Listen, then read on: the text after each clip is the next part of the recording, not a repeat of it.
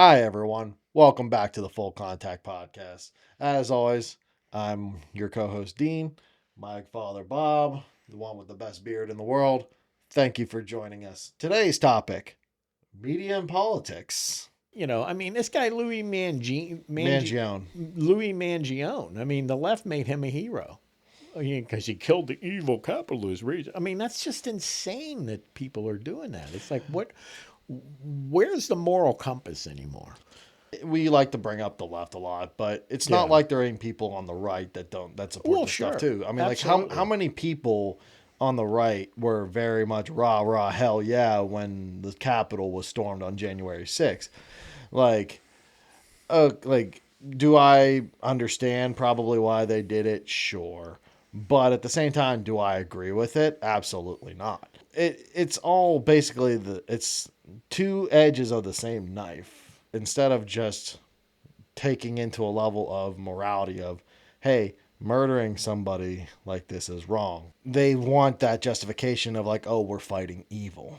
They take someone like the United Healthcare CEO and they're like, oh, these guys they're taking advantage of the less fortunate and profiting off of it. Basically boils down to them thinking that they're taking advantage of people that don't have certain things, and they look at it as like, well, people like that should be killed, Hmm. and that's just wrong. Yeah.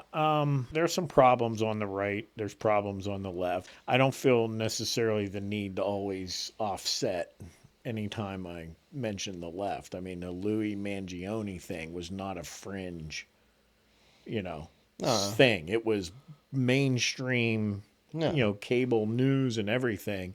There were, just supporting this guy, or platforming people who would support it without challenging him. So, in the same vein of what I was explaining about incentivizing these young people to do these shootings, which, by the way, if you notice, it's been a while. Doesn't it seem like it's been a while? I don't know. Maybe there has been one, but No, I think there has been other shootings going on. yeah. They just don't have forefront Well, attention right watch the now. news, and some people who are favor gun control would say that it's terrible that they're not talking about it, but there's a good reason for them to minimize or limit how they talk about it because they were in fact incentivizing it. In fact, that's what happened on January 6th, if you want my opinion. So I watched that thing on TV. I was flipping between all the news stations and I was laughing and I was saying, you're reaping what you're sowing. And who I was talking to was the media. And the reason is what we saw during the Black Lives Matter thing were cities burning, people killed, murdered, police stations. I mean, Trump sent federal agents to protect federal buildings and they were called the bad guys. Hmm. It was dystopian. It was crazy. And yes, they literally, like CNN and whatnot, they literally said, use terms like fiery but mostly peaceful. Now, mostly peaceful. What did that mean? There would be a rally during the daytime. Normal people would show up and they would give speeches and they would say their support, this and that, and then they would leave. But then the rioters would stay. And when it got dark, the rioters would do what they were doing. Well, more time was spent, more focus. The people who organize, I mean, you're really, really reaching to call what was happening mostly peaceful. Hmm. Okay. If anything, yes, there were some protests that weren't like that, but to tell people what they're seeing is not really happening is just crazy. But what the message was being sent, in my opinion, was if you feel aggrieved enough, if you feel strongly enough that there's been an injustice against you, then you can burn cities.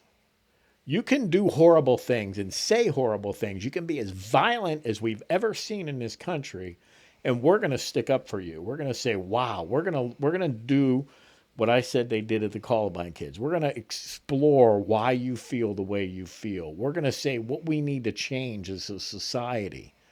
That's what they did in 2020. Hmm. When you go to January 6th, what happened? Those people were conditioned by what happened in 2020.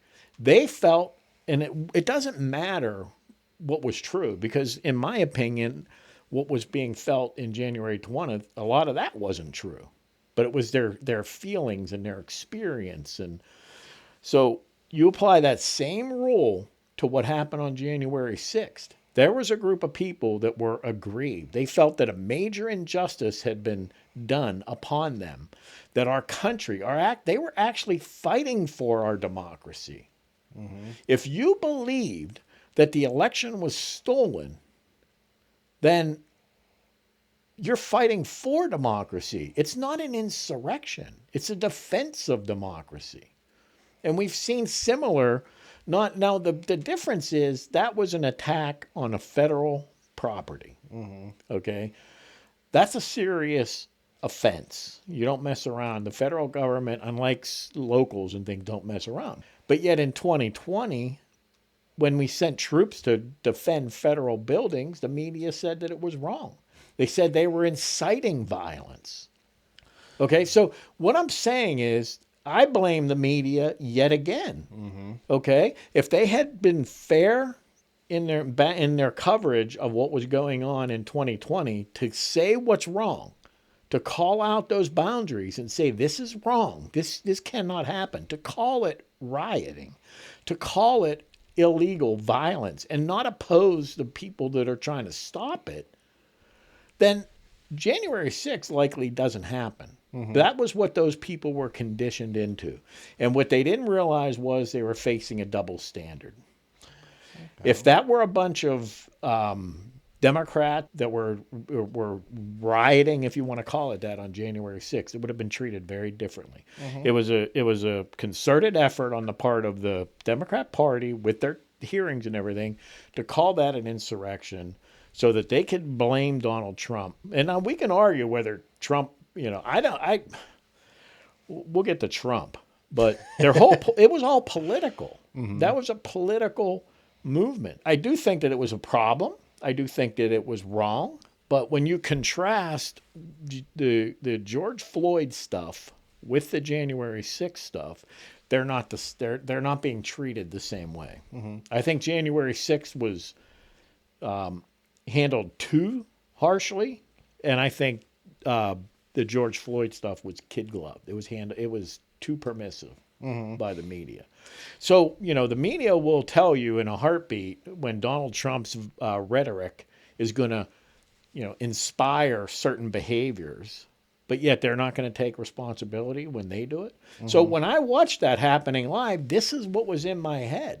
Nobody told me this. I mean, I'm not regurgitating some right-wing pundit. I'm sitting there watching this on TV, and I'm like, you did this. You, the media, who are now beside yourself, you did this. You created this. Do you think that with how the media works and the various ways it influences all of us as a populace, and how it tends to unintentionally or intentionally incite certain things like January 6th to happen, do you think that the media needs to be held more legally liable for the things that they say and the things that they cover? Well, they are protected. They're protected by the Constitution. And, if the media, it's a necessary part of our democracy. I would argue it's broken at this point because, for the most part, journalists don't care about journalism. There's very little journalistic integrity, because what makes money is feeding into people's, what they want to see, what they want to hear. So that's where the money is, and that's where the media goes. Now, I can understand. So they're tribal. Yeah, they are tribal. Like, I can understand the legal difficulty of that, but do you think it would be possible to where free speech for us as a general populace is we can say whatever we want and not in trouble. But I feel like the media should be held to a higher standard of that because they are where we get our information. And if they're feeding us false information or at the very least pushing a certain type of narrative that is known to be polarizing, Mm-hmm. and if it results in some type of violence happening, should they be held liable for it? Because they are at the end of the day, they are a public outlet for even some of these Well, politicians to and use. at times they are, not legally, but civilly. What happened to Alex Jones is an example of that. But also, I forget the kid's name, the Covington kid. You know, the No, kid, I don't know. I forget his name, but the kids that were demonstrating. I guess it was on the Lincoln Memorial steps. They had their MAGA hat. They were high school kids. Oh, you're talking about that where that one viral clip came out where the one Yeah, Indian dude got in the one kid's face and was like right. chanting. The Yeah. media all promoted it as he got in their face. He disrupted their peaceful, Native American, you know, ceremony thing. Meanwhile, it was the other way around, and the kid was just smirking at him. And there are people on CNN were saying in MSNBC, he's a real got a punchable face, and they really demonize this kid. And then thanks to right wing media, the broader the full context video came out, and it was the Native American guy who was the aggressor, and the kids were just standing there. He sued some of the big networks and had some huge settlements. I think they're undisclosed, but he was going for a couple $100 million. So, there is an accountability there, but it's not criminal. It's not the government stepping in and, telling them what they can and can't say. That's where it gets, That's where it kind of gets into a gray area. I mean, the problem really is either there's not enough people that are objective or that still maintain a level of integrity to certain values, or if there's those people, if they're the majority, they're quiet. It's not doesn't sell. And what I'm talking about is the partisan. So you have the partisan divide. Polarized means, there's always been Republicans and Democrats. When you get polarized, it means you're getting forced like a magnet towards the poles, towards opposite sides. Um, you know, it's politics every day now. Everyone in Congress and the president. It's always campaigning. Every speech is like a campaign speech. People, every news piece. There's really no working together to do things. It's always Democrats do what they want to do, and the Republicans oppose them, and Republicans do what they want to do, and the Democrats oppose them. And so people are on both sides. They pick their media based on who tells them what they want to hear. So I mean, the whole system is really really broken. And so, while I do point out the media, I feel like so the political parties are going to do what they do. Mm-hmm. I mean, it's like you trust a snake to be a snake, but I believe the media has a higher responsibility. Mm-hmm. So there are pockets of it. There are pockets of people trying to do that, but there aren't major cable networks. And quite honestly, the business case isn't there. I don't think if you came on the news, said, I'm going to start a truly centrist cable network, I don't know that they'd make any money. I mean, it's very possible that they could though, because how many people of that silent majority on Yeah. both sides who are relatively centrist who just kind of just want to go their day by day and not be bothered. I like me, for example, I would actually buy into something like that because I personally feel that we need a more centralized, honest, objective media outlet, which what of that even exists anymore? I don't even think that exists even in your basic local news network. No, and it never really has. I mean, so you tried to balance it out when I said the left. If you follow your local news and the big networks, CNN, MSN, pretty much what I call the 90% media, because they have 90% control over the culture and the narratives. And it's really, even though there's half the people consume conservative media, they don't have the influence, that the others do. You always hear right wing, right wing. So people that are conservative or right wing are always labeled, and people that are left wing liberals, they're not. Okay, when I think you'd be hard pressed to find in the majority media one one reference to the George Floyd as left wing, which, I mean, the Black Lives Matter organization was a far left Marxist organization, but you only hear that on conservative news. I complain about the media because I think we should hold them to a higher standard. Mm-hmm. I don't hold the political parties to the same standard of honesty and things, but I do hold them to, I think, a standard of, you got to serve the people. You guys got to start doing some things to solve problems instead of just fighting each other all the time. But at the end of the day, it's with us. It's really up to us people. Even social media, we can sit here and blame social media and blame, so people on the right, when they encounter somebody online who's a left winger, they're just like blown away. How could anyone believe this? It's just hard to fathom that somebody could think this way. There must be something wrong with them. It must be that they're plugging into their news media and just downloading this garbage and believing all of it. They could, I guarantee, and absolutely the people on the left say that about the right. Mm-hmm. So it's not that maybe they have some valid perspectives, some valid points. There's something wrong with those people.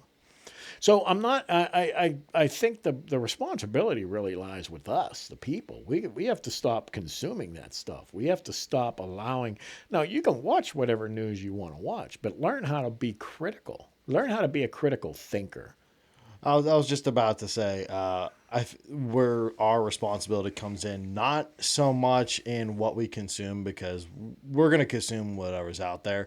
It's taking everything that you can from all these different medias and then forming your own opinion out of your own way of free thinking.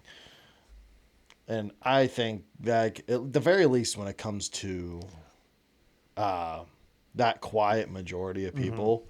I feel like moderates, more centralized people is starting to become more popular. Mm-hmm. At least in the sense of people just want to be like, I'm just here to do my thing, live my life, and I'm not going to do anything extreme to either side. The only problem is we never hear about them because we were like, I'm just going to stay quiet. Yeah. Like, why should I waste my time speaking out about this when I've got other things to worry about? One of my favorite ones to say is like, hey, I work for a living. I don't have time to worry about this.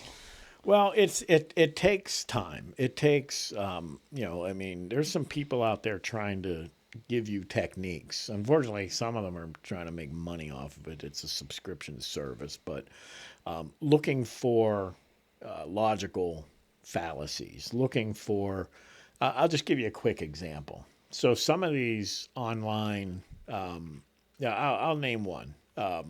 Nick Fuentes. I've watched a little bit of Nick Fuentes. Okay, and I find it.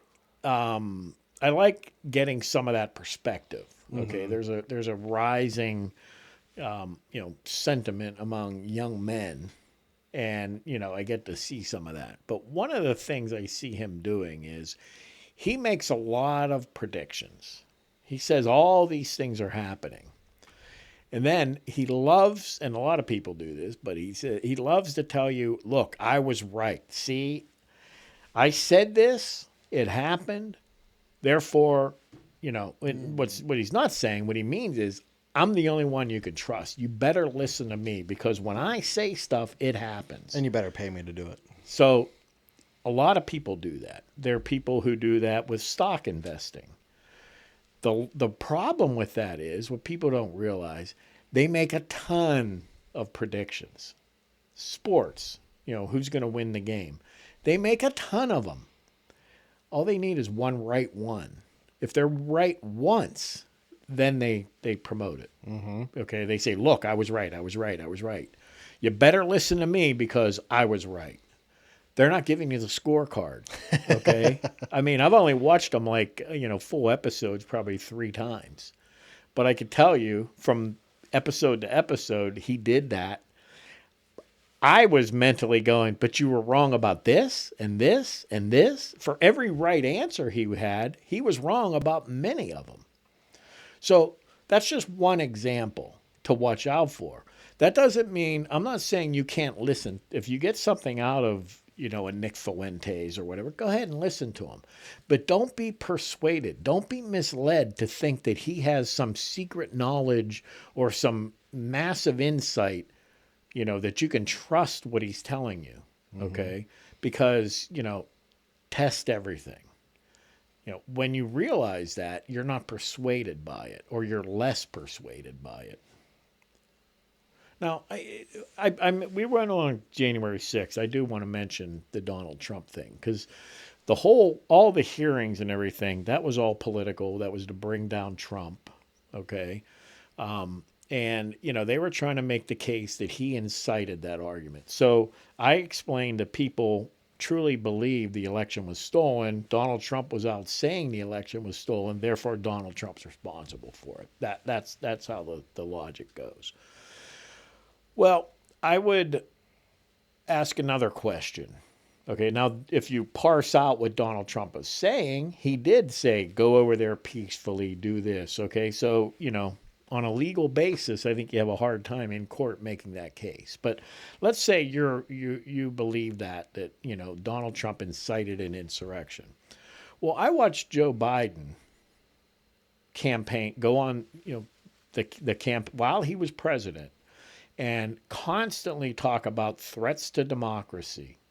The extreme MAGA Republicans. In one case, he even had sort of a dark, red-lighted, soldiers on either side in the background, and he was.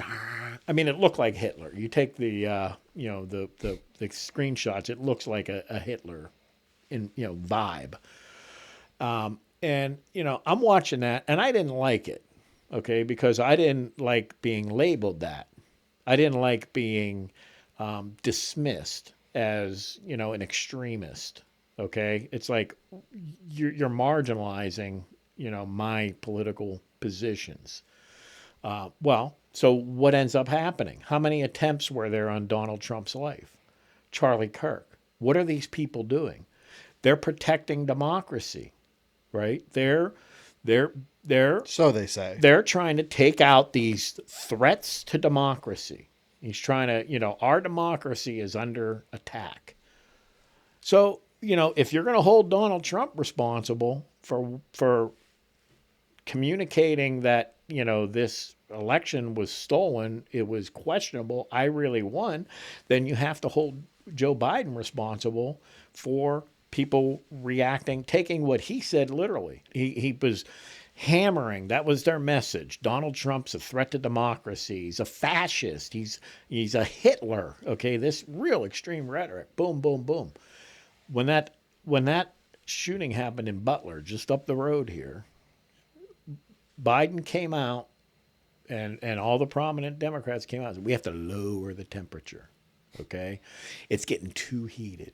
Now people will give him credit, rightly so. Yeah, he did the right thing. Okay, but what if you're a person who is taking that extreme rhetoric literally? If you were believing that Donald Trump was a threat to democracy and a fascist and the next Hitler trying to undo everything that we've done, if you believe that to be literal, why is the man who was telling you that, the highest ranking person in the Democrat Party, why is he now telling you, well, it's just too much, we have to calm it down?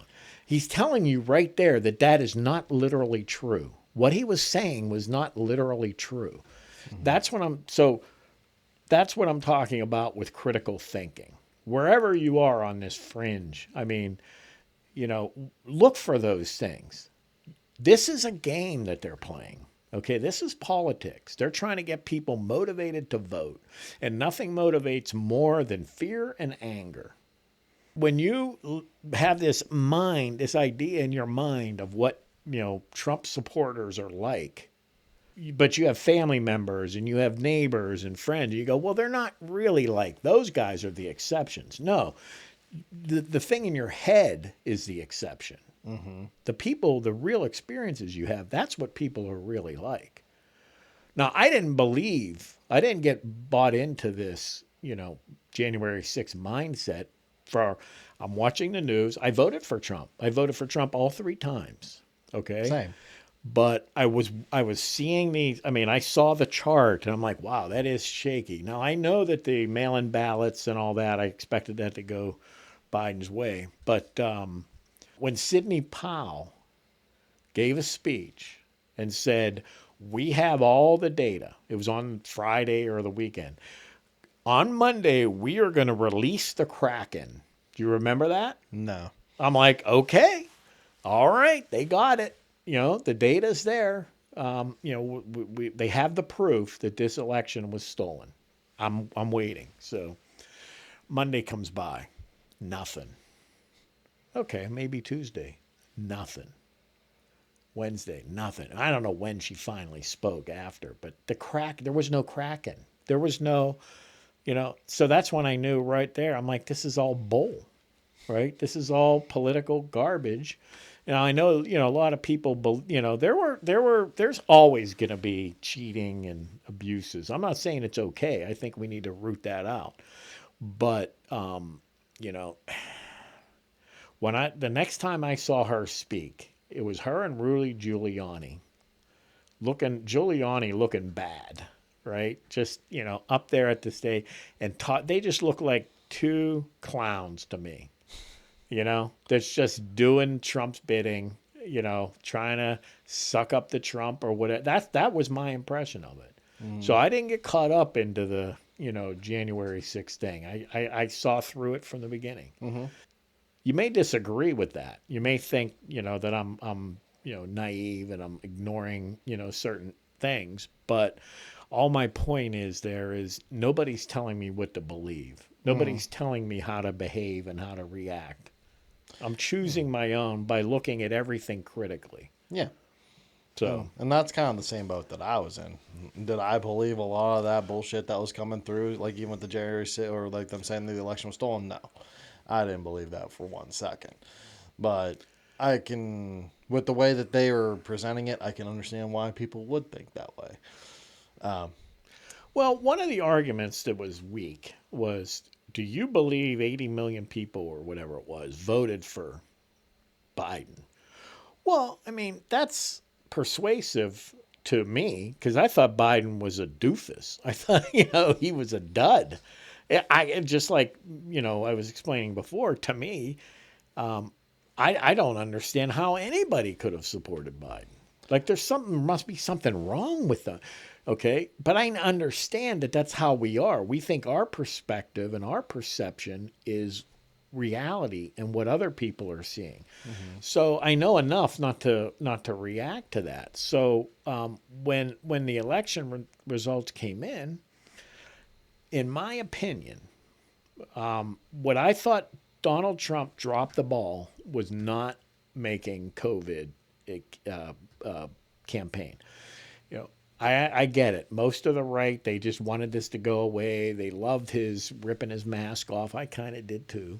Okay. But the problem was I saw the Democrats running a campaign that's explicitly targeting COVID people. So we still had a lot of people in this country afraid to go outside, wearing masks, and they played to that. They had the rallies with everybody in the circles and Biden wearing a mask and, all they talked about was COVID, and Trump didn't talk about it at all. So when the results came in, I felt that was his failing, not talking about it. Now, in one of the debates, they pressed him for it might have been a town hall, pressed him for his COVID plan. And he goes, well, the vaccine, of course. Like, boom.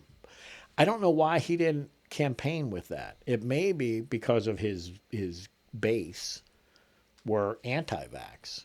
So if he had been talking too much about the vaccine, but that was the only rational for people that are looking for a solution to end this, that was the only rational answer.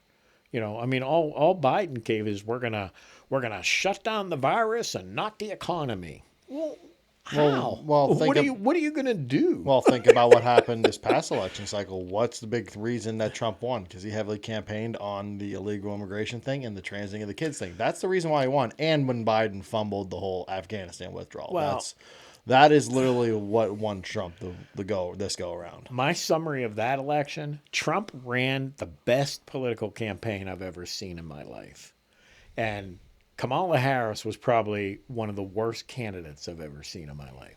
Kamala Harris did great when she didn't talk. They kept her hidden, just like they did with Biden. They kept her hidden, and the media just talked her up. The media, and this is what I'm saying. They're supposed to be holding. They'll say they talk, speak truth to power. No, they only speak truth to power of the other party, because they were basically campaigning for her. All the news, I mean, they created this aura around her. She didn't talk to the media. They didn't publicize her speeches, which were literally all the same. And Trump was out there. What he did with McDonald's, some of those things, making himself look relatable, making himself look sane and normal. And, so when Biden was gone, the idea of a black woman, Kamala Harris, they got a blip in the polls just for that idea. But it didn't stick. It didn't stick. So what they had to do, they were losing. So they had to start putting her in front of the camera. They had to have her, answering questions, and they had to publicize her rallies and things. And she was bad. It just, I mean, I was worried about Kamala Harris until they started putting her on TV. And then it was obvious this is not going to be even close. I feel like Hillary Clinton ran a better campaign back in 2016. Yeah, so that's my assessment. I thought Trump's campaign was just brilliant. And even if you hate Trump, if you were thinking objectively and rationally, you had to be watching what he was doing and going, man, this guy's going to be tough to beat. Look at this stuff. I mean, the McDonald's. I mean, maybe the garbage truck thing was pushing it a little bit, but that's just Trump. Since when does he not like to push that he envelope? did so many things right, but the McDonald's one is the one that sticks out most to me. Made him look so normal and relatable. And they tried to counter that by saying, well, it was all set up. But, well, everything's set up. Every campaign stop is a setup. There's security issues. I mean, so, but that's it. Thank you, everyone, once again for joining us at Full Contact. Again, as always, I am Dean. This is my father, Bob. Take the time, like, share, subscribe. Join us on our social medias on TikTok, X, and Facebook. Engage into your heart's content, whether it be positive or negative. We love you all either way.